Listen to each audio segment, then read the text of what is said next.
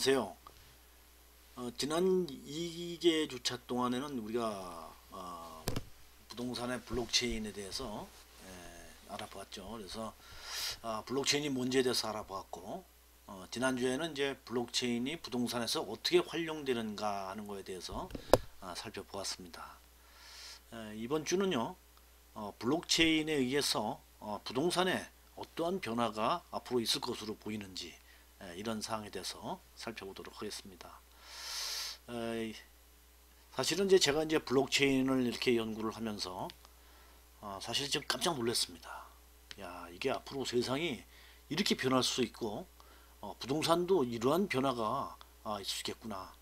제가 깜짝 놀란 이유는 내가 생각했던 부동산하고는 전혀 다른 부동산이 될 수 있겠다.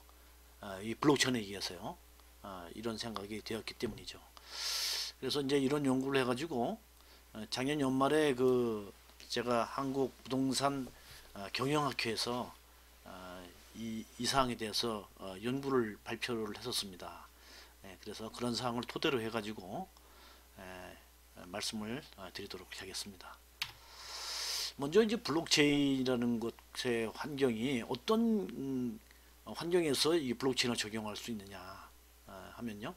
먼저 일단 전부 다 이렇게 분산 원장으로 해서 분산 저장되지 않습니까? 그러니까 공개가 되어도 무방해야죠. 예, 그런 데이터가 돼야 되고, 그 다음에 그 데이터 자체가 어떤 그 무결성이 유지될 수 있는 그런 데이터가 되고, 또 앞에서 우리가 이제 블록체인을 살펴보았지만 블록체인이라는 것은 이 처리하는 속도가 상당히 느리죠. 예, 느리기 때문에 그런 이제 그 거래의 발생 빈도가 낮아야 된다 하는 그런 조건. 그 다음에 이제 상호의 관계가 명확하게 정의되고, 그 다음에 프라이버시가 이렇게 보장이 될 수 있는 이런 환경에서 블록체인이 적용할 수 있게 되는 거죠. 블록체인의 이제 특징상 그렇다는 거죠. 근데 우리 부동산 쪽에서 보면은 이 부동산은 그 이제 부동산에 들어간 정보라는 것은 다 공시돼 있지 않습니까? 그래서 공개도 무병한 데이터에는 이제 합당한 그런 이제 데이터일 수 있고요. 또 매물에 대한 정보도 마찬가지고요. 예. 그 다음에 이제 무결성을 유지해야 한다는 것은 부동산에 관련되는 정보도 무결성이 굉장히 중요한 부분이죠. 그래서 데이터가 상당히 그 이제 정확하게 되고요.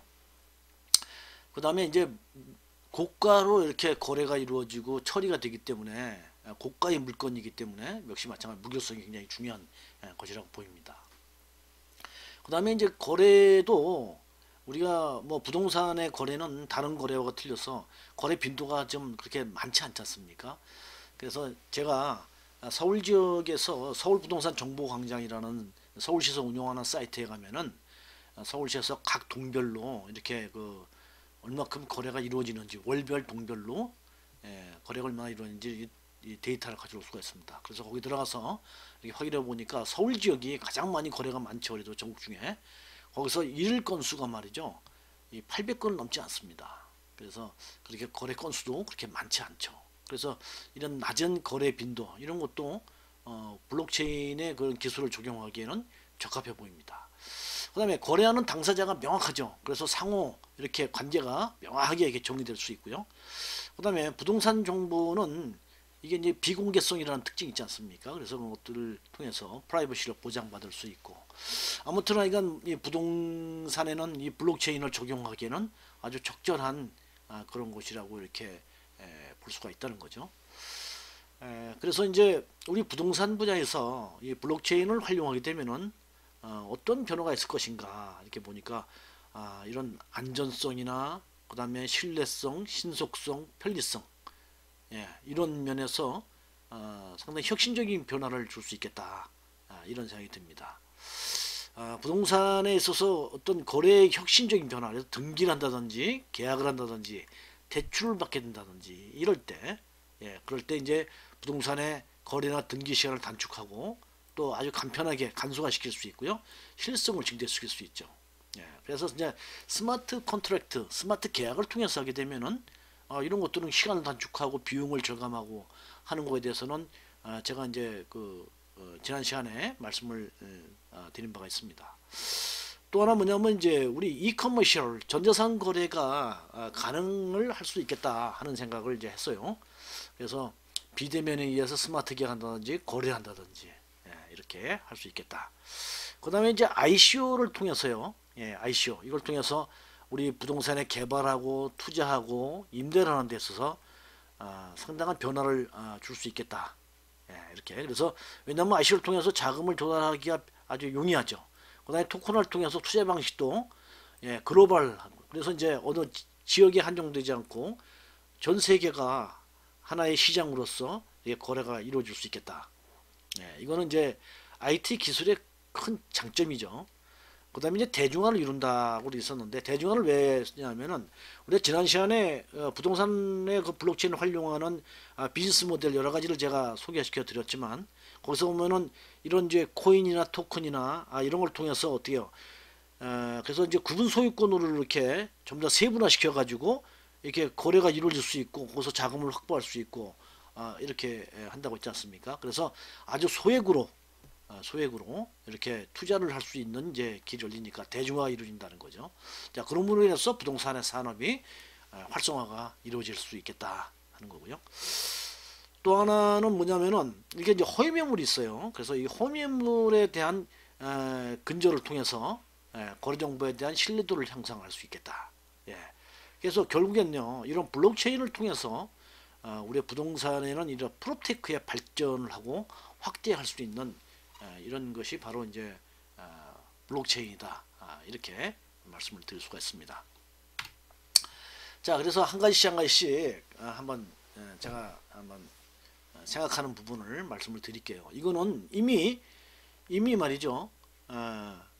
많은 부분에서 앞에서 우리가 지난 시간에 부동산의 활용을 통해서 많이 살펴본 부분이 바탕이 된 겁니다. 그래서 이미 많이 진전이 되어 있는 상태에서 조금 더 좀 앞으로 5년 10년 후가 되면은 우리 부동산에는 이런 변화가 있지 않겠는가 하는 것을 한 4가지 정도 제가 한번 말씀을 드리겠습니다.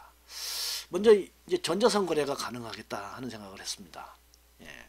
그래서 이 전자상 거래라고 한다면은 우리가 이제 이런 오프라인 매장에 의해서 물건을 이렇게 판매가 되고 거래가 이루어지는 것이 아니라 인터넷상에서 이루어지는 거죠. 이렇게 하는 것을 이제 전자상 거래 이렇게 얘기하는데 사실 이제 전자상 거래에 의해서 우리 실제 시장에서 많은 변화가 있죠. 자, 하나 예를 들자면은 이 토이저러스라고 해서 유아용품이나 그 장난감을 파는 매장이 있죠. 미국에 소재하고 있는데 그래서 한 1600개소 정도가 됩니다. 매장이. 굉장히 크죠. 우리나라에도 몇 군데가 있습니다. 근데 2017년도에 미국하고 캐나다에 소재되어 있는 토이저러스는 말이죠. 파산이 신청을 했습니다. 그래서 사상 사람들이 깜짝 놀랐죠. 어떻게 그 거대하게 큰 그 기업이 어떻게 갑자기 파산을 하느냐. 이런 것에서 세상을 놀라게 했는데 그래서 왜 파산을 했을까라고 안에 들어서 파악을 해보니까 바로 이 전자상 거래입니다. 왜냐하면 아마존이라는 곳에서 이 장난감이나 유양품을 많이 산다는 거예요. 실제 매장을 방문해 가지고 사는 것이 아니고 아마존을 통해서 아마존이 전자상 거래하죠. 그걸 통해서 하다 보니까 견뎌내지 못하는 겁니다. 자, 또 하나 우리나라에 그 동대문 시장 있지 않습니까? 그 동대문 시장이 세계적으로 하여간 각광을 받을 때가 있었죠. 왜? 거기 가면은 그 물건을 그 디자인을 해가지고 판매하는 데까지 시간을 엄청나게 단축을 시키는 그런 시스템이 거기 다 갖춰져 있기 때문에 그 안에서 모든 것이 다 되는 거죠. 디자인도 하고 그 다음에 거기서 이제 제품을 이렇게 뭐 재봉질을 하거나 뭐 이렇게 해서 만들어내기도 하고요. 그 안에서 동대문 안에서요. 그렇게 하고 그걸 또 판매하는 매장도 있고 이렇게 해서 그것이 전부 다 그 안에서 이루어져서 전 세계를 깜짝 놀라게 했었고 그래서 하여간 굉장히 그 활성화가 이루어졌었죠. 근데 최근에 와서요. 그런 이제 동대문 시장이 굉장히 좀 어려움을 겪고 있습니다. 자, 왜 그러냐면은 사람들이 옷을 살려고 하면은 일단 오프라인 시장에 가서 물건을 확인을 해요. 확인을 하고 어떤 물건을 입어야 되는지 내가 사이즈는 어떤 걸 입어야 되는지를 확인을 하고 실제 사는 거는 어디서 사느냐 집에 와가지고 인터넷상에서 거기서 물건을 산다는 겁니다.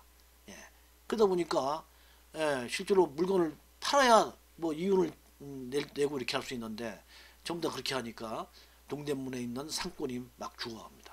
굉장히 어려워지죠. 그래서 앞으로 이 전자상거래 때문에 오프라인에 있는 이런 상가들에 대한 그런 것들이 좀 불확실해지는 경향도 좀 우리가 좀 생각해 볼 필요가 있습니다. 아무튼 이런 전자상거래기에서 아마존이라는 기업을 하는 창업자는 세계 최고 부자죠. 우리나라 세계 1위 아닙니까? 1위 부자가 됐습니다. 그만큼 전자상거래가 활성화가 되니까 엄청난 거기서 비즈니스가 된다는 거 아니에요. 저는 말이죠. 한 10년, 한 15년 전부터 우리 부동산 분야도 이 전자상거래가 좀 될 수 있으면 참 좋겠다. 그래서 전자상거래가 참 어떻게 하면 될 수 있을까 이런 연구를 했었죠. 그래서 제가 쓴 책에도 뭐 부동산 정보의 이해라는 그 책이 있는데 거기에 이제 부동산의 전자상거래에 대한 얘기를 이렇게 쭉 썼었습니다. 그 연구를 해가지고. 근데 이건 어떻게든지 한번 구현을 하게 된다면은 부동산 시장이 엄청나게 커지게 될 것 같단 말이죠. 그래서 이제 그런 연구를 하다가 이게 한계 있다는 생각을 했습니다. 왜 한계 있느냐? 일단 임장 활동을 하지 않으면 부동산 거래를 할 수가 없다는 거죠. 자, 그다음에 고액에 의해서 거래가 이루어지기 때문에 확실하지 않으면은 거래가 될 수 없는 그런 부분도 있고요.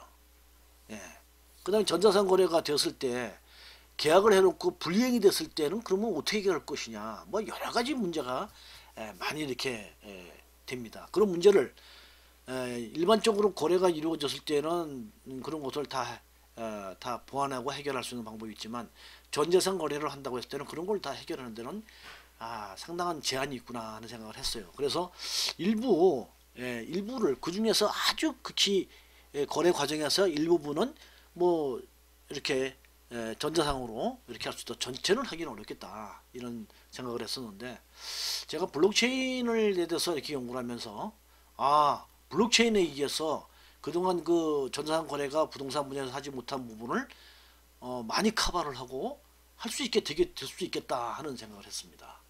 자, 여기에 이제 슬라이드에서 여러분들 보시는 바와 같이 자, 이게 거래가 이루어지는 과정이죠. 이제 어떤 그 부동산을 내가 살 것이냐 하는 것을 갖다 이제 조사해서 분석을 하고 또 그래서 잘 맞으면 이제 매도자와 매수자 간에 이런 합의를 이루죠. 그러고서 계약을 체결하고 중도금을 지불하고 그다음에 잔금을 지불하고 난 다음에 이제 소유권을 이전받아서 그다음에 이제 검인 신청하고 지방세를 납부하고 양도소득세를 납부하게 되면은 이제 거래가 끝납니다. 자, 이래서 매도자 매수자 간에 이런 과정을 거쳐서 이제 하게 되는데 자, 먼저 대상 부동산을 조사를 하고 분석하는 것은 말이죠. 여기서는 지금 이제 실제로 어떤 이제 인공지능이나 빅데이터나 그다음에 VR, AR, VR, AR 이거에 대해서는 아직 제가 말씀을 드린 적이 없는데 VR 하면 Virtual Reality하고 AR 하면 Augmented Reality에서 가상현실과 그다음에 증강현실 이렇게 합니다.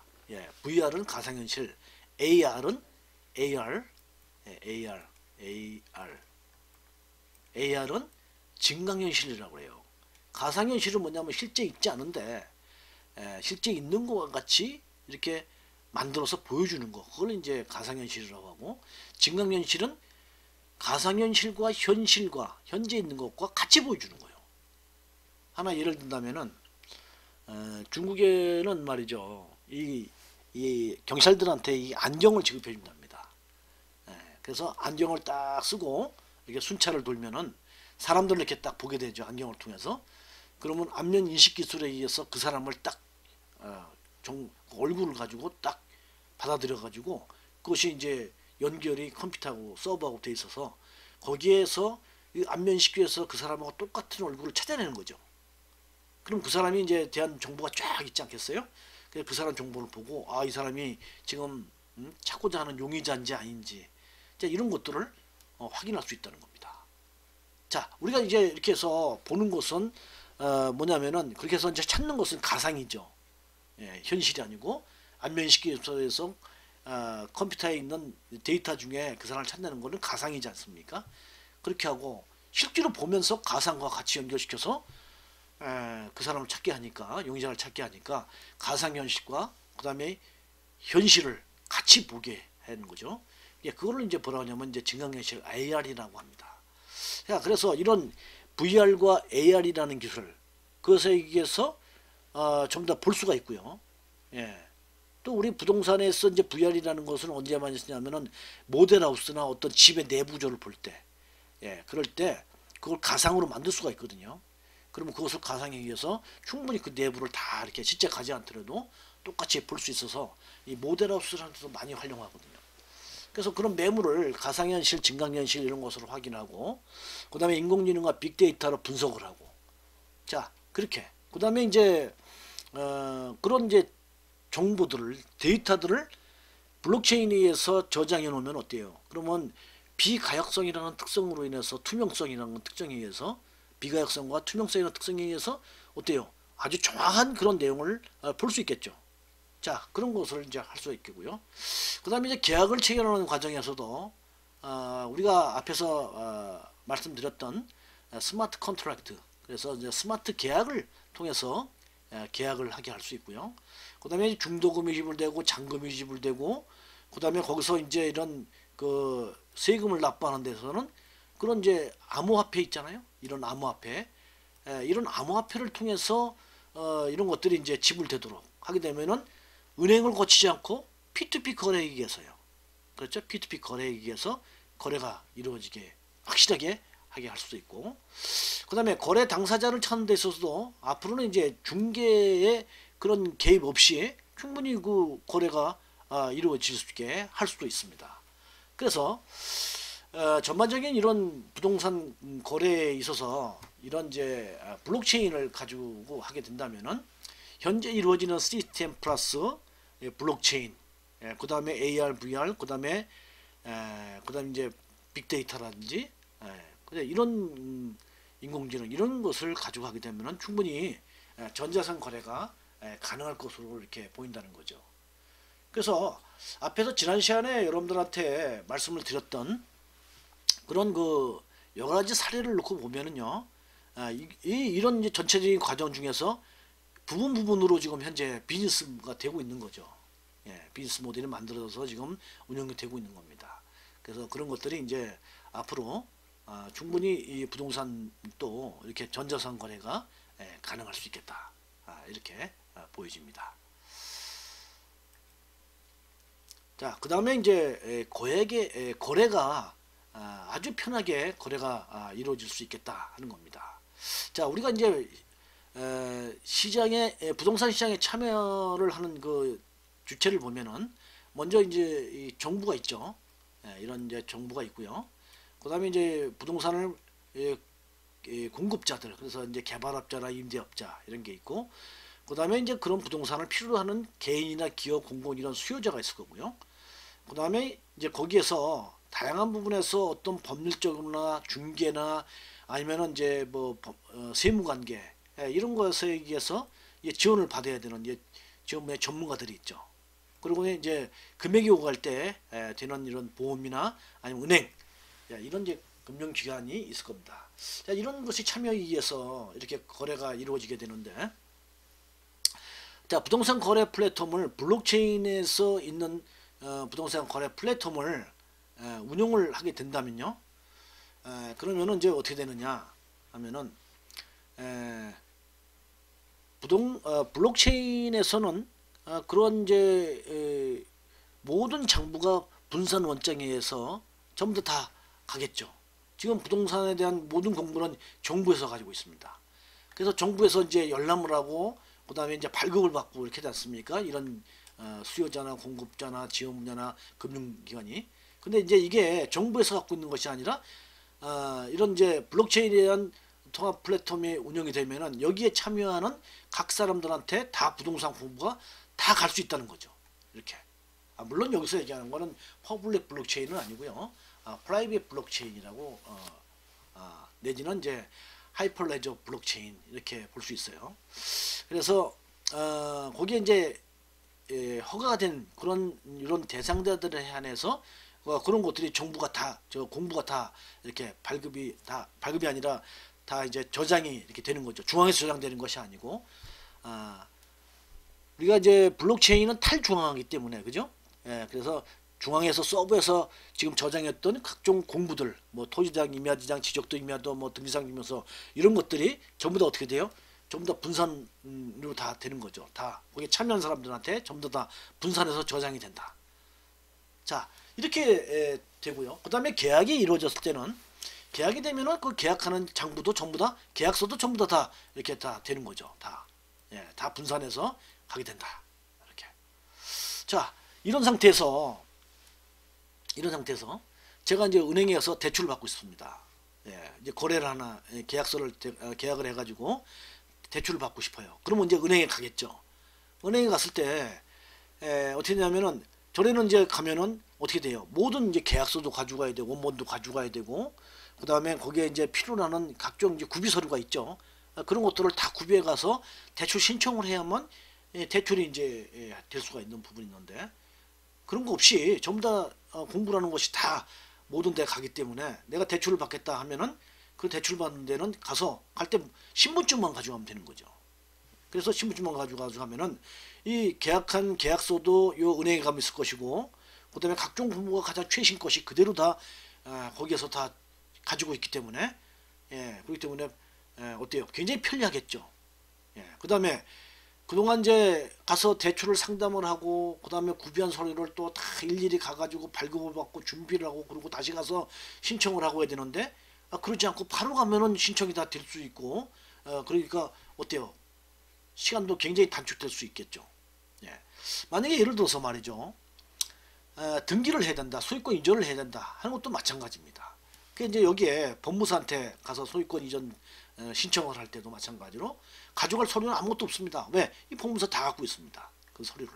그렇기 때문에 여기서 가서 신청만 하게 되면은 바로 다 또 쫙 또 연결이 다 되어가지고 거기서 또 될 수도 있고요. 자, 또 이런 것이 있겠죠. 예를 들어서 우리가 거래를 하는 과정에서 가면은 사실 굉장히 좀 걱정스러운 부분이 있습니다. 예를 들면 오늘 내가 계약을 했습니다. 전세 계약을 했는데 저는 임차인이에요. 임차인으로서 계약을 딱 했습니다. 그러면 계약을 하면은 빨리 이제 대항력을 받기 위해서 어떻게 돼요? 우리가 이제 대항력에서 가서 이제 뭐 확정일자를 받는다든지 이제 이런 걸 하지 않습니까? 점유를 하고, 그다음에 이제 뭐 전입신고를 하고 이 세 가지 요건을 갖춰서 가장 이제 어떤 문제가 있을 때 최우선의 그 대항력을 갖추기 위해서 하는데 예를 들어서 제가 오늘 아침까지 계약을 하기 전까지 등기상 증명서를 딱 확인해 봐서 아무 문제가 없는 것으로 됐는데 자 예를 들어서 사실 이제 오늘 이제 저녁에 확정일자를 받을 수가 없단 말이죠. 계약을 하고 그러면 내일 아침에 가서 확정일자 받아야 되는데 확정일자를 그 시간장의 차이가 있잖아요. 만약에 그 시간 안에 임대인이 말이죠. 나쁜 마음을 먹고 은행 대출을 받아가지고 그 사이에 딱 등기를 넣게 할 수도 있단 말이죠. 그런 문제. 그래서 이런 문제 또 어떤 문제가 있냐면은 자 계약금이 가고 그 다음에 이제 중도금이 가고 잔금이 가고 하는데 자 이렇게 가는 것도 사실은 중간에서 어떤 은행을 통해서 가게 하고 이렇게 해야 되는 문제가 있지만 우리가 이제 블록체인에서 하게 되면 P2P 거래가 되지 않습니까? P2P 거래 이렇게 P2P 거래가 이루어질 수 있기 때문에 은행을 거치지 않고 간편하게 그런 거래가 그 금액이 바로 가게 할 수 있어서 굉장히 안전하게 할 수 있죠. 이렇게 그래서 이 거래를 하는 전반적인 과정에 있어서 이 블록체인을 활용이 되면은 거래 시간을 단축할 수 있고 그 다음에 거래 공간을 확대할 수 있어요. 그래서 이게 이제 국내에 어느 지역에 한정되지 않고 전 세계를 대상으로 이렇게 할 수 있는 거죠. 블록체인에서 하게 되면요. 그 다음에 이제 굉장히 편리하죠. 그 다음에 신뢰성을 증진할 수 있고 그래서 이러한 부동산 거래가 이루어질 수 있게 이렇게 블록체인에 의해서 또 스마트 계약에 의해서 할 수 있게 된다 하는 겁니다. 자 이와 같은 것은 말이죠. 우리 부동산의 그 거래에서 아주 획기적인 그런 변화를 주게 될 수 있다는 겁니다. 지금 현재 이런 이제 생각을 가지고 2018년도에요.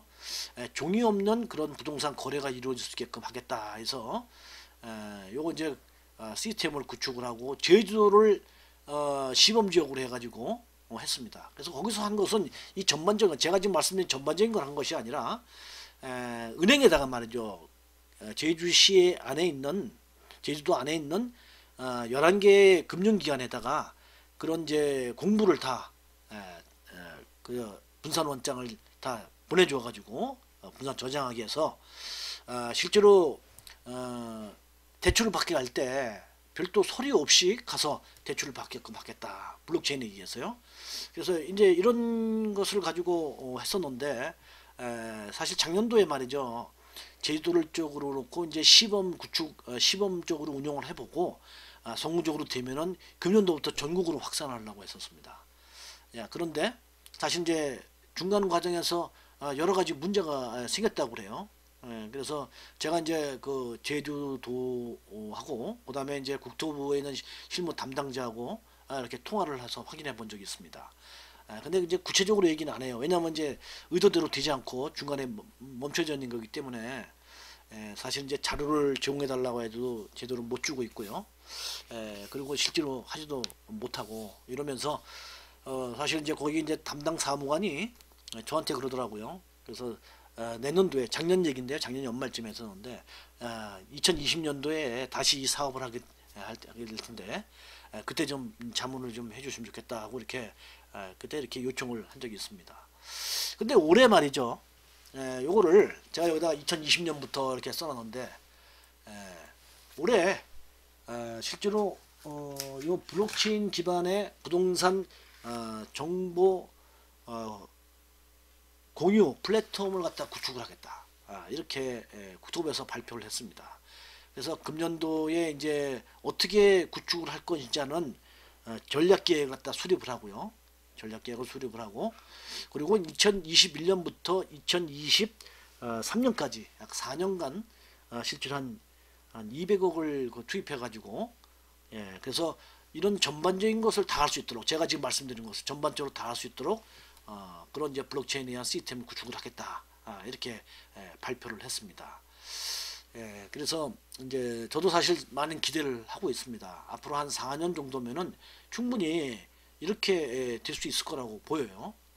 그래서 거기에 이제 아마 조만간은 저한테도 연락이 좀 올 수 있지 않을까 이렇게 보이는데 오게 되면은 여기에 참여를 해서 좀 더 성공적으로 이 시스템이 잘 구축이 되어 가지고 우리 부동산에 좀 발전이 될 수 있도록 되기를 이렇게 바라고 이렇게 기대하고 있습니다. 자, 아무튼 이렇게 거래에서도 상당히 스마트화되게 이게 하게 될 수 있다 하는 거고요.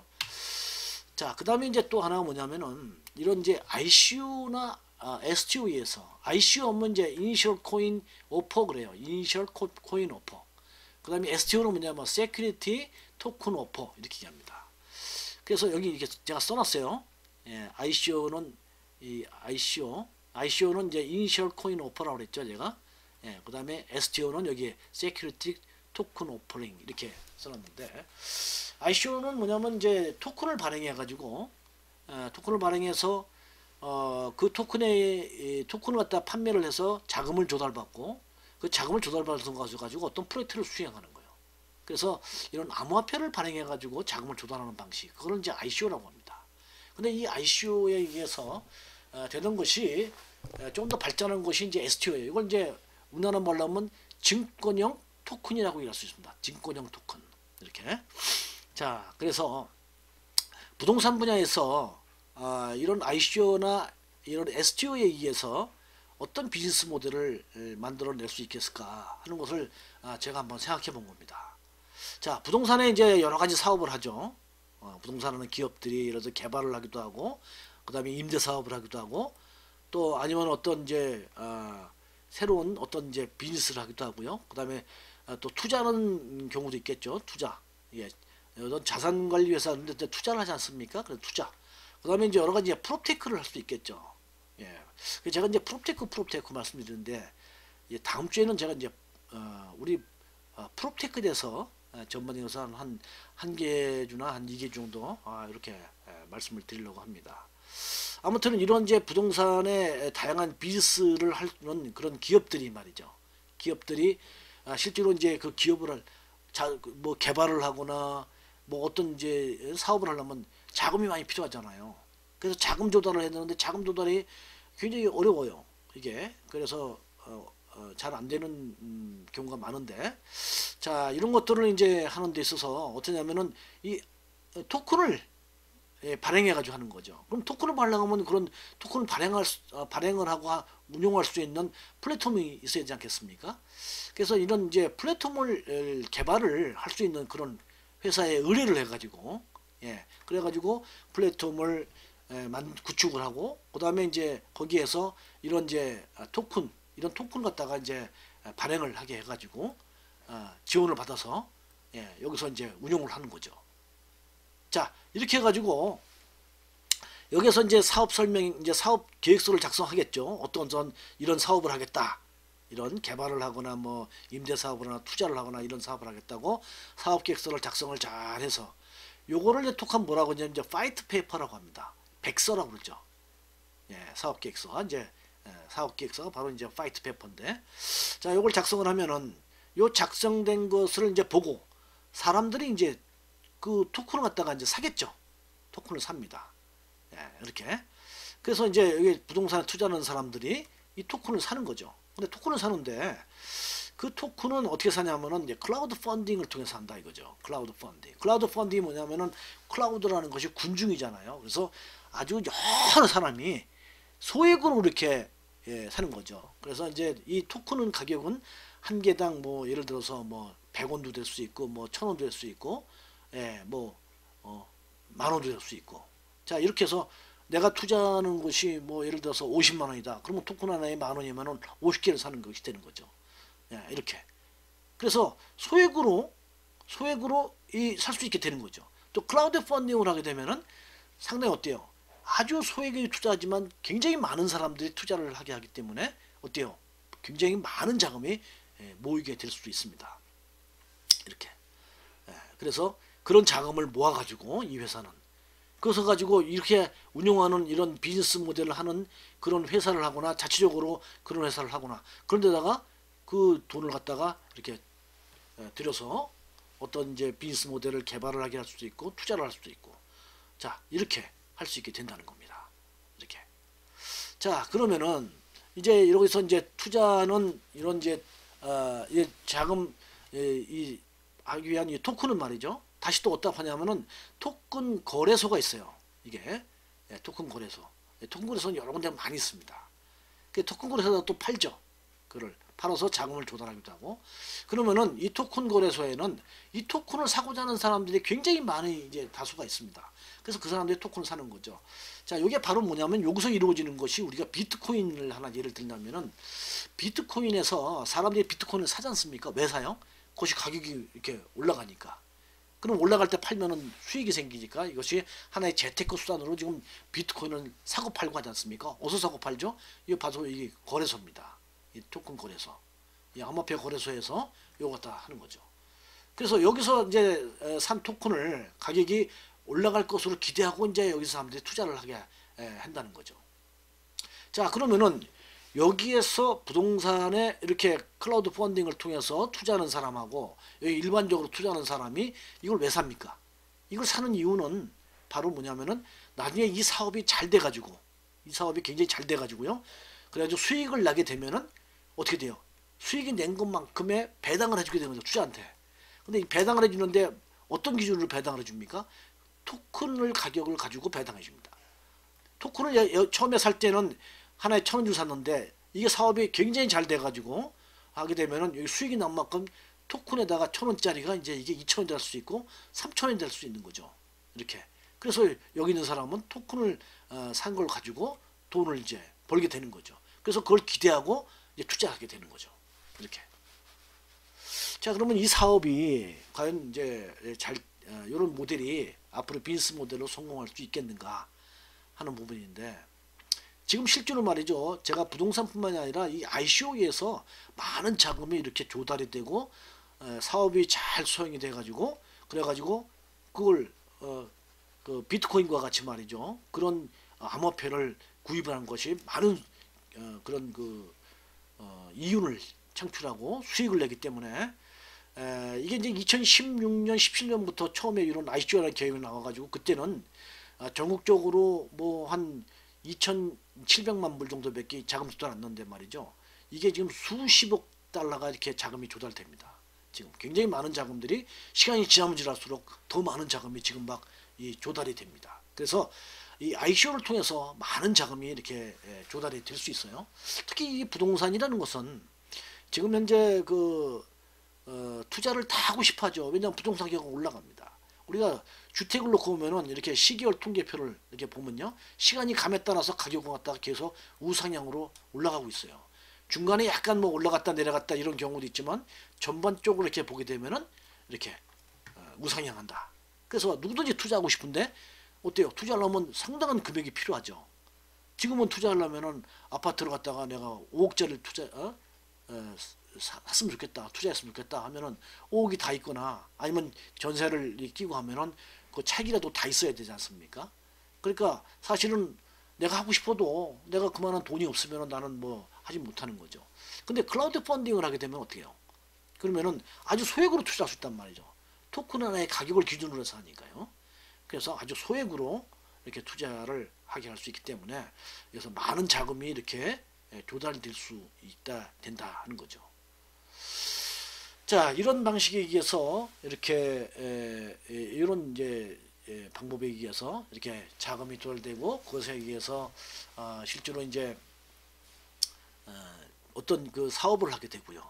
이렇게 하게 돼서 이런 것들이 이제 어떤 지역에 국한되지 않고 마찬가지로 어떤 그 대규모로 또 아니면 글로벌돼서 이런 것이 이제 부동산 시장이 이렇게 움직이게 될 수 있겠다 하는 거죠. 실제로 우리나라도 말이죠. 지금 보면은 몇 개 기업이 지금 현재 이런 비슷한 것을 일부 지금 시험적으로 하고 있습니다. 그래서 카사코리아라는 그 기업은 바로 이렇게 오피스나 상가 건물 이런 데다가 이렇게 지분 투자를 해요. 지분 투자라는 것이 뭐냐면 이런 토큰이나 코인을 가지고 이렇게 사서 하게 된다는 거죠. 앞에서 여러분들한테 제가 그 뭡니까 블록체인에서 부동산 활용에 대한 비즈니스 모델 몇 가지를 말씀을 드렸잖아요. 거기서도 바로 다 이런 방식에서 지금 자금을 조달하는 겁니다. 그래서 이런 것이 이렇게 다양한 이런 부동산에 관련되는 그런 비즈니스를 말이죠. 아주 규모 있게 그리고 굉장히 성공적으로 이렇게 앞으로 될 수 있겠다. 이렇게 그렇게 보입니다. 자, 또 하나는 말이죠. 우리가 이제 그 이런 부동산의 기술에는 이런 특징이 있죠. 포크하는 특성이 있고 그 다음에 롱기스트 체인 룰이라는 이런 이제 특성이 있죠. 부동산에는 다시 말하면은 어떤 정보가 말이죠. 이렇게 정확하게 이렇게 가게 되면은 일관성이 이렇게 연결이 쭉 이루어지게 되는데 성격이 달라지면 정보의 내용이 달라지면 이렇게 포크를 한다 이거죠. 포크는 이제 우리나라 말로 하면 분기 이렇게 얘기합니다. 분기. 분기 이렇게 나눠지는 거죠. 분기. 이게 펜으로 쓰니까 잘 안 써지는데 분기 이렇게 분기된다 하는 거죠. 그래서 이렇게 나눠집니다.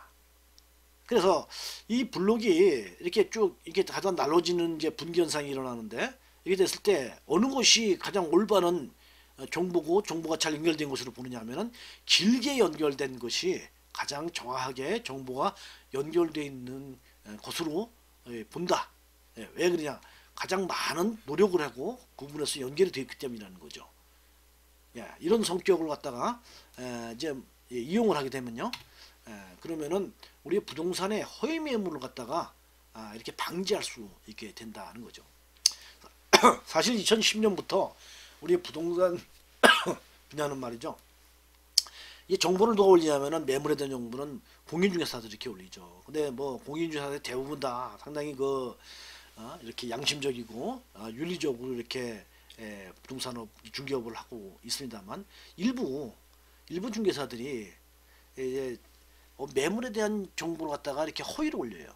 이렇게 예를 들어서 5억짜리 아파트가 나와 있는데 이렇게 한 3명의 중개사들은 5억이면 5억이라고 똑같이 이렇게 해가지고 이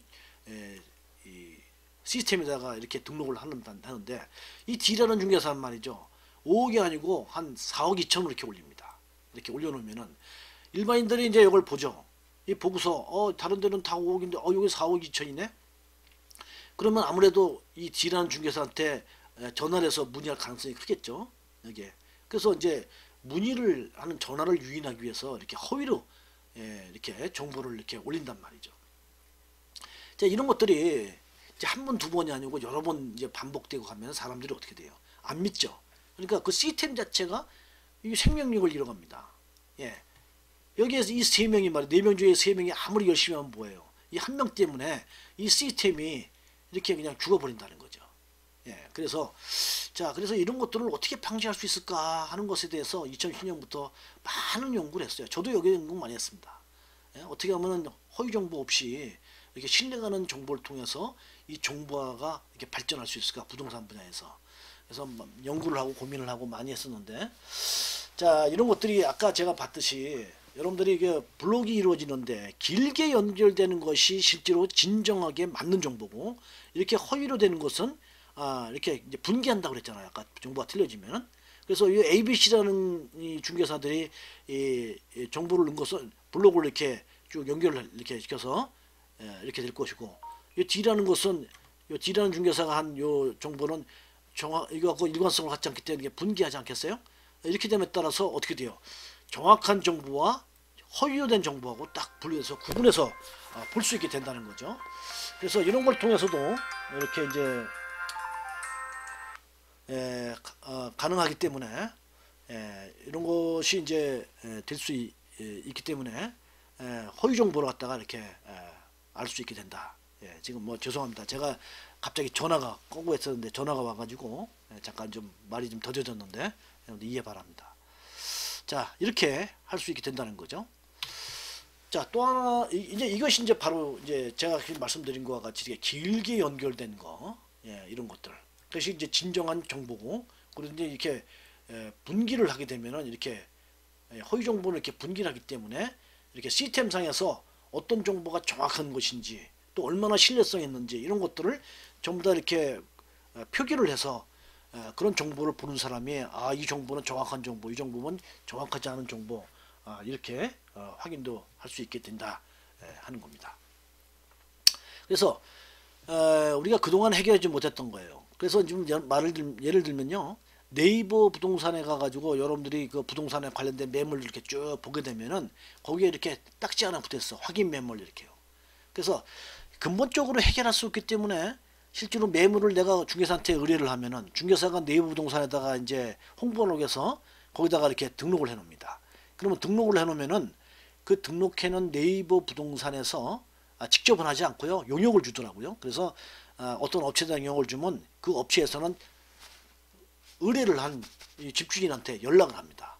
그래서 지금 현재 어느 물건이 이렇게 올라와 있는데 이거 얼마에 내는 거 맞습니까? 하고 확인을 하죠.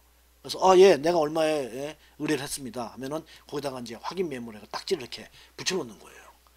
왜? 그 보는 사람들이 요건 우리가 정확하게 확인한 거니까 요건 믿고 하십시오. 이렇게 하라고 해서 이렇게 하는 거죠.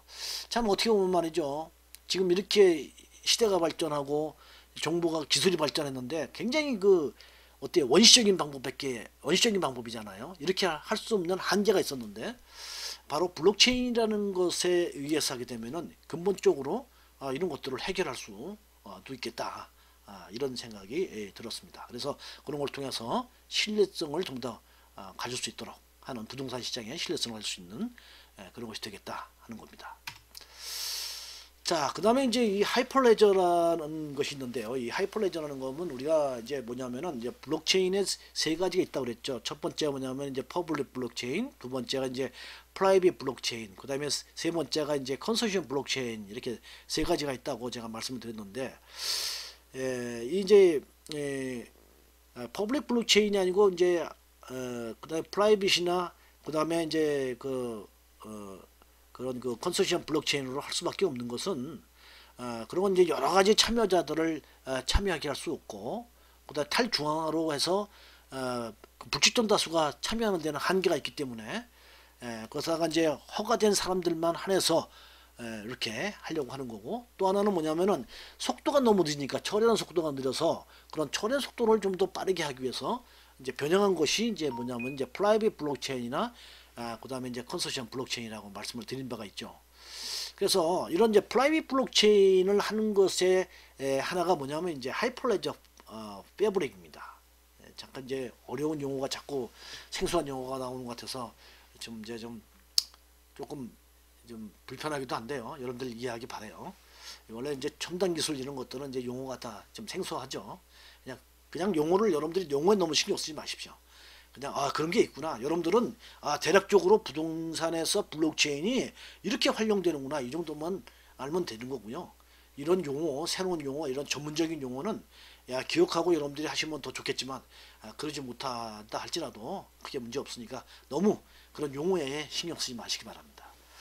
아무튼 이런 이제 하이퍼레저 패브릭이라는 것은 2015년 12월에 리눅스 재단에서 개발이 이루어졌어요. 그래서 거기에는 이런 이제 인증이 되는, 확인되는 그런 사람들, 그런 사람들에 한해서만 참여를 해가지고 이렇게 블록체인을 이용하도록 하는데, 여기 있는 것 같이 많은 이런 기업들이요, 마이크로소프트라든지 UBS, 우리가 많이 아는 것들이죠. 이런 기업들, 이런 기업들은 이제 많이 아는 기업들 아닙니까? ING라든지 이런 데서도 이렇게 하이퍼레저 패브릭이라는 블록체인을 통해서 이렇게 비즈니스를 하고 있다는 겁니다. 이렇게. 자, 그래서 이런 것을 가지고 우리 부동산의 허위 매물을 방지도 할 수 있겠다. 이런 생각이 들었습니다. 자, 우리가 이제 앞에서 했던 그 비트코인을 하는 이제 퍼블릭 블록체인은 그 합의 검증하는 과정이 하나에서 합의 검증을 다 이루어지죠. 이게 합의 검증을 하나에서 다 할 수 있는 것은 왜 그러냐면은 불특정 다수 중에 그 중에서 그걸 기록을 하고 검증하는 사람을 딱 선정할 수 있기 때문입니다. 그것을 신뢰하는 사람을 딱 선정할 수 있기 때문이죠. 근데 지금 이제 이 하이퍼레저는 뭐냐면은 그렇게 이제 퍼블릭 블록체인에서 하는 것이 아니라 어떤 한정되어 있는 사람들, 사전에 미리 아는 사람들만 가져가기 때문에 그 사람들 속에서 이렇게 실제로 신뢰하게 하기는 쉽지 않죠. 그렇기 때문에 이 하이퍼레저는 말이죠, 합의하고 검증하는 과정을 이렇게 두 가지로 이렇게 나눕니다. 그래서 먼저 이렇게 이제 어떤 부동산에 대한 정보가 이렇게 누가 의뢰를 하면, 중개를 의뢰하면요, 요것에 대해서 이 합의 검증을 갖다 이 피어라는 대상을 피어라고 합니다. 그래서 이 피어에서 일단 이게 정보가 정확한지 아닌지를 이렇게 여기서 검증을 해요. 이렇게 검증을 해가지고 퍼블릭 블록체인 같으면 여기서 바로 이제 블록을 형성하는데, 그렇게 하는 것이 아니라 다시 이것을 의뢰를 한 곳에다가 이렇게 보내는 거죠, 중개사한테. 그러면 중개사는 다시 여기서 검증이 이상 없다는 것을 가지고 다시 여기다가 올더라는 사람한테, 올더라는 곳에다가, 파트에다가 다시 이걸 보냅니다. 그래서 이 정보가 정말 정확한 거냐 하고 다시 한번 확인하는 거죠. 그래서 정확하다, 여기서 검증한 것이 확실하다 라고 했을 때 비로소 이 정보를 갖다가 등록을 하시오라고 다시 이쪽 피어한테 연락을 해서 이것이 이렇게 저장이 되도록, 이럴 때 비로소 이제 부동산에 이렇게 의뢰받은 물건이 이렇게 등록이 되고 저장이 돼서 활용할 수 있게, 볼 수 있게 해주는 거죠. 그래서 이렇게 합의 검증하고 이렇게 동의 정렬하는, 이로서 이중으로 의해서 이렇게 검증을 하는 걸 통해서 허위 매물을 갖다가 이렇게 방지할 수 있게끔 시스템을 구축할 수 있을 것이다 하는 거죠. 그래서 이 하이퍼레저라는 이 블록체인을 통해서 할 수 있게 된다 이런 겁니다. 또 하나는 뭐냐면요, 부동산 요걸 아까 앞에서 말씀을 드린 거네요. 그래서 자, 여기서 이제 우리가 이런 이제 블록체인에 의한 통합 거래 플랫폼을 운영을 하고요. 그 다음에 ICO에 의해서 이런 플랫폼을 운영을 하고, 그 다음에 매물 관리 시스템을 구축을 하고 전자상 거래가 이루어지고, 앞에서 네 가지를 제가 말씀을 드린 겁니다. 자, 이런 걸 통해서 우리 부동산에 이런 공공 서비스의 혁신을 이룰 수 있겠다. 그래서 공공에서 어떤 이제 뭐 공부를 갖다가 열람하고 발급한다든지, 또 아니면은 또 어떤 등록을 한다든지 그 다음에 세무관계를 갖다가 이렇게 해결한다든지 이런 공공 서비스에서 혁신을 줄 수 있겠다는 거죠. 왜냐하면 그런 걸 발급받고 그럴 필요가 없는 거죠. 우리가 이제 2018년도에 보니까요. 실제로 이런 거래를 하기 위해서 등록을 하기 위해서 들어가는 비용이 말이죠. 공부를 발급받는 비용이 1억 9천만 건에 약 1292억이 이렇게 되었다고 이렇게 국토부에서 발표한 적이 있습니다. 엄청 돈이 들어가는 거죠. 이렇게. 근데 그런 것들이 이제 블록체인에서 하게 되면은 좀 더 분산 원장에서 되기 때문에 그렇기 때문에 그런 비용이 안 들어가는 거죠. 예. 자, 그 다음에 이제 뭐냐면은 거래 혁신을 줄 수 있다. 그래서 이 거래도 앞에서 말씀드렸듯이 아주 소액으로 거래도 할 수 있고요. 그 다음에 거래가 굉장히 투명하게, 그 다음에 아주 지역에 한정을 주지 않고 뭐 전 세계를 대상으로 이렇게 거래를 하게 할 수 있죠. 제한 없습니다. 그 다음에 투자하고 금융하는데 클라우드 펀딩에서 ICO에서 할 수 있고, 자, 이런 걸 통해서 자금을 조달해가지고 개발을 한다든지 어떤 프로테크를 갖다가 하나든지 이런 데서 소요되는 자금을 조달돼서 이렇게 개발하고 프로젝트도 활발하게 할 수 있고요. 자, 그런 걸 통해서 우리 부동산 시장에 어떤 투명성과 신뢰성을 증진시킬 수 있겠다. 앞에서 말씀드렸죠. 허위 매물을 고를 수도 있고요. 그 다음에 부동산의 공부가 전부 다 분산 원장에서 이루어지게 되면은 그러면 어때요? 실시간에 의해서 그런 정보를 확인을 할 수 있겠죠. 중간 과정에서 어떤 변동이 있다든지 그런 것들을 전부 다 방지할 수 있고요. 예. 그 다음에 이제 자금을 조달받아서 프로테크가 확대 발전될 수 있겠죠. 예. 그렇게. 그 다음에 투자를 하는 데서도 어떤 글로벌화되고 대중화가 이룰 수 있겠다. 예. 이렇게. 그래서 소액으로 투자가 가능하니까 그렇죠. 그 다음에 그래서 개발이나 금융이나 이런 쪽에서도 아주 혁신적으로 이렇게 될 수 있겠다 하는 겁니다. 자, 어떻습니까? 제가 지금 뭐 이렇게 온라인상에서 여러분들한테 이렇게 말씀을 드리는 것이 좀 한계가 있는 것 같습니다. 여러분들하고 좀 더 이렇게 대화식으로 이렇게 토의를 하면서 이렇게 하면은 좀 더 실감나고 좀 더 세부적으로 여러분들한테 이게 말씀을 더 드릴 수 있을 것 같은데, 제가 머릿속에서 생각하고 있는 것을 지금 다 말씀을 못 드리는 것 같아서 좀 아쉽기도 합니다. 나중에 여러분들하고 이제 토의하는 과정이 있어요. 발표 토의할 때. 그럴 때 다시 한번 여러분들하고 이런 거에 대해서 좀 더 말씀을 드리도록 그렇게 하겠습니다. 자, 우리 부동산의 프로테크가 어떻게 이루어지는가, 이제 발전 단계를 앞에서 제가 이제 한국 세계은행에서 이런 8단계에서 이루어진다 이렇게 말씀을 드렸지 않습니까?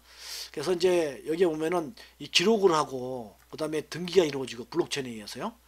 이런 것이 이제 되는데, 이제 5단계가 되면 이제 권리가 세분화되고 구분 소유권 갖다가 자 등록이 이루어지고, 그 다음에 거래가 거의 중간에 개입하는 사람 없이 P2P 거래해주고, 그 다음에 그런 것들이 전부 다 관련되는 부서끼리 전부 다 블록체인에서 연결이 돼가지고 모든 것이 다 자동적으로 쫙 이루어지도록 이렇게. 지금도 이제 거래가 이루어지고 그런 것이 되려면은 이런 데서 국세청하고도 연관되고, 그 다음에 대법원 거기에 사법부하고도 연결되잖아요. 등기를 하게 되면요. 그래서 다양한 곳에 이렇게 연관되고 금융기관도 연관되고 이렇게 되는데, 그런 것들이 전부 다 자율적으로 다 연결돼 가지고 이렇게 할 수 있는 부분까지 간다는 이거죠.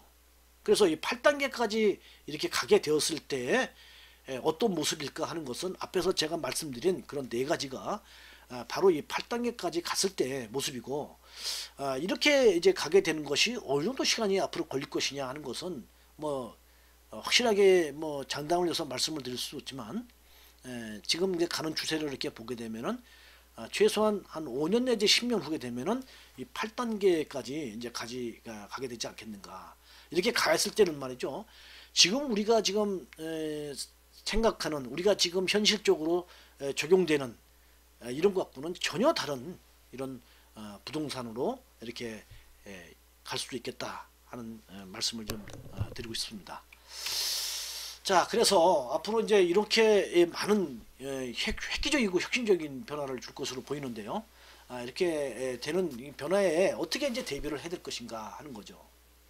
그래서 이제 블록체인에 대한 기술을 정확하게 충분하게 이해를 할 필요가 있습니다. 제가 이제 시간이 없어서 이제 2개주만 여러분들한테 말씀을 드렸다가 1개 더 늘려서 그나마 3개주에서 말씀을 드리고 있는데요. 사실 기술에 대해서 한 2개주를 더 좀 말씀을 드리고 싶지만 시간 관계상 말씀을 못 드립니다. 예, 그래서 그건 여러분들이 좀 이해를 하시고요. 하여간 기술을 정확하게 이해를 할 필요가 있겠다.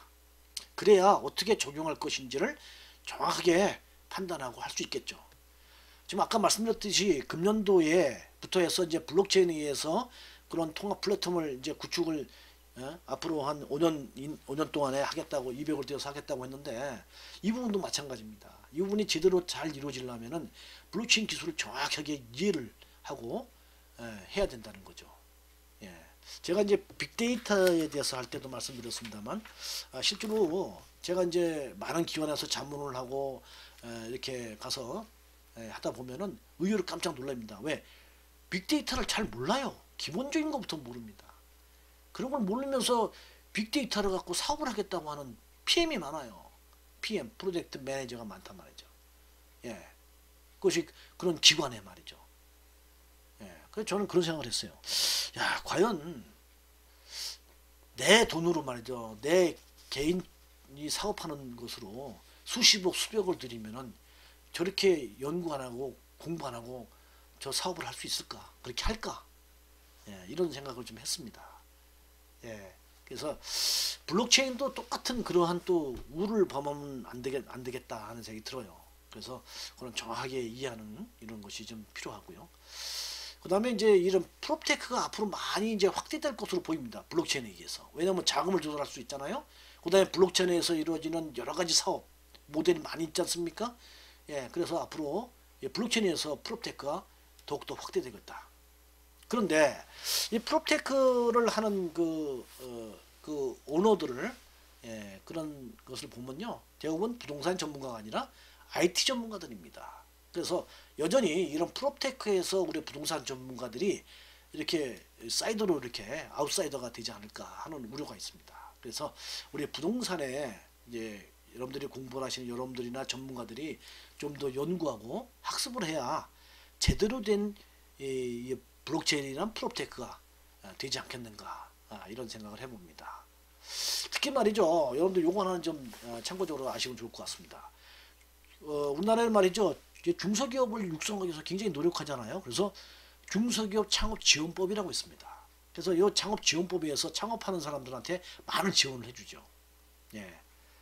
예. 그래서 여기에 보면은 요 4조회가 작년 9월에 개정이 됐습니다. 그래서 뭐냐면은 전에는 종전에는 중소기업 창업지원법에 오면은 몇 가지의 그 사행성을 하는 기업이라든지 아니면 뭐 모텔이나 이런 그 아주 비윤리적인 그런 거 있잖아요. 그런 거라든지 또 거기에 뭐가 있냐면 부동산업, 이것은 이 창업지원법에서 배제되는 대상으로 이렇게 되었었습니다. 근데 이게 작년 9월에 혁신적인 부동산 산업을 창업을 하는 것에서는 지원이 될 수 있도록 이렇게 바뀌었습니다. 이 부분을 많이들 모르세요. 저는 이제 이런 중소기업 창업 지원법에 의해서 이제 지원해주는 그런 기관에 가서 평가를 많이 합니다. 이렇게 창업을 하는데 지원해주는 우리나라에 이렇게 정부 기관이 많이 있어요. 예, 그래서 여러 기관이 많이 있는데 그런데 많이 이제 제가 가서 이렇게 평가를 이제 해보고 이렇게 하는데 사실 제대로 될 만한 것들을 하는 경우가 별로 없습니다. 이렇게. 예, 그래서 한 4개 내지 5개 정도 이렇게 와서 이제 설명을 하면 그 중에서 1개 내지 2개를 갖다가 이렇게 선정을 해가지고 적은 데는 뭐 몇천만 원, 많으면은 몇억 원을 이렇게 자금을 지원해 줍니다. 그러니까 그거 갖고 창업을 하면 돼요. 예, 그렇게 하도록. 예, 그래서 앞에서 제가 말씀드린 그러한 그 것에 아이디어를 내 가지고 그래가지고 어떤 비즈니스 모델을 만들어서 이렇게 가서 이제 설명을 하면 말이죠, 충분히 여러분들이 창업 자금을 지원받을 수 있는 가능성이 큽니다. 그래서 이런 것도 있다는 거, 그런 것들을 이렇게 지원받을 수 있는 기회가 있으니까 이렇게 좀 참고하시기 바라고요. 그 다음에 블록체인에 의해서 말이죠, 이런 이제 혁신 분야에 모색을 하고 구현할 필요가 있겠다, 부동산에. 그래서 부동산을 활용하기 위한 정교한 연구가 좀 더 확대되면 되겠고요. 그 다음에 이런 강의 개설을 하고 논문을 하고 창업하는 이런 쪽에서 후진 양성하는데 많은 좀 관심을 가지고 정책적으로도 지원이 되고, 또 여러분들과 같이 이렇게 좀 학업을 하시는 분들은 앞으로 이제 논문도 이런 데 관련되는 것을 이제 좀 더 관심을 가지고 조금 더 연구하면 논문을 충분히 쓸 수 있어요. 여러분들 뭐 석사 논문이 그렇게 어려운 논문이 아니죠. 뭐 여러분들 이 입장에서 굉장히 어렵다고 생각할 수 있지만 그렇게 어렵지 않습니다. 그래서 여러분들 지도 교수님이 있기 때문에 지도 교수님의 이제 지원을 잘 받으면은 그렇게 어렵지 않게 쓸 수 있어요. 그래서 그런 걸 통해서 여러분들이 이제 블록체인에서 부동산에 하는 연구를 한번 이렇게 논문을 쓰시고 또 그걸 좀 더 연구를 하고 이러다 보면은 그것이 비즈니스까지 연결시킬 수 있다는 거죠. 제가 볼 때는. 그리고 많은 대학에서 좀 이런 블록체인에 대한 강의가 많이 개설됐으면 좋겠습니다. 아직은 블록체인은 초기 단계예요. 그래서 이런 것들을 많이 이렇게 좀 이렇게 강의가 이루어지고 또 논문도 쓰고 창업도 되고 이런 것 통해서 좀 활성화가 많이 이렇게 되었으면 좋겠다. 이렇게 말씀을 드리겠습니다. 자, 이렇게 해서 우리 이제 블록체인이 부동산에서 어떻게 활용되고 앞으로 어떤 모습으로 이렇게 혁신적으로 변화하고 발전될 것인가 하는 것에 대해서 3개 동안 말씀을 드렸습니다. 그래서 이 부분에 대해서는요, 여러분들하고 이제 오프라인으로 이제 강의를 하게 되면은 실제로 이제 발표 토의를 하게 된단 말이죠. 그때 요거에 대해서 조금 더 여러분들하고 같이 이 토의를 하도록 그렇게 하겠습니다. 예, 수고하셨습니다.